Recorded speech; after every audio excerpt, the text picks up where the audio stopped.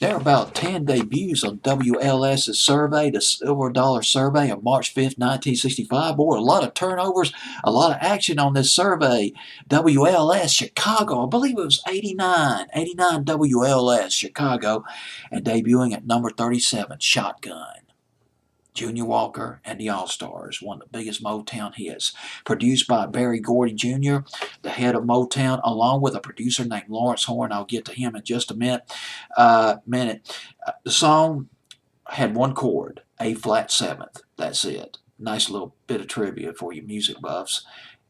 And I found this out from Wikipedia a few minutes ago. I didn't know this. Jimi Hendrix played Shotgun live with Junior Walker and the Allstars. Now let's talk about Lawrence Horn. Mixer, fabulous mixer. Lawrence Horn, a producer, he could mix records. He was in charge of mixing various singles that Motown was putting out in the mid-60s. He had this unique, innovative mixing technique. He was known as a pioneer. But things went really bad for Lawrence Horn. You're not going to believe it. Lawrence Horn was let go from Motown in 1990. He went into debt. He needed money. Oh, he needed money bad. Very bad. He hired a hitman named James Perry to murder his quadriplegic son, his ex-wife, and the family's nurse who was staying overnight at their family home. The motive? A $1.7 million trust fund for his son.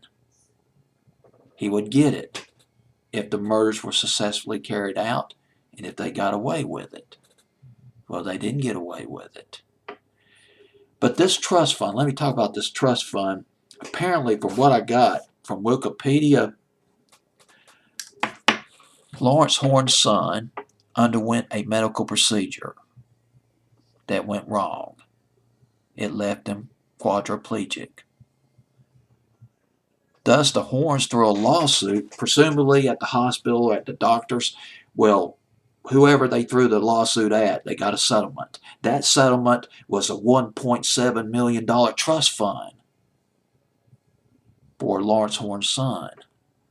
But boy, that $1.7 million trust fund, those big dollar signs were going off in Lawrence Horn's head. His eyes. You seeing those dollar signs all over the place. He needed that money. He paid for it.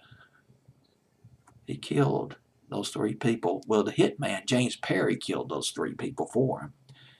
Lawrence Horn was in prison. 3 counts of murder, I believe. In prison for the rest of his life. He died in 2009 in prison. James Perry was sentenced to death in 1995. The murders were carried out in the spring of 1993. Very tragic. It's interesting how when you research these records, they lead you down different directions that you don't expect. Shotgun at number 37, a debut on WLS's Silver Dollar Survey the week of March 5th, 1965.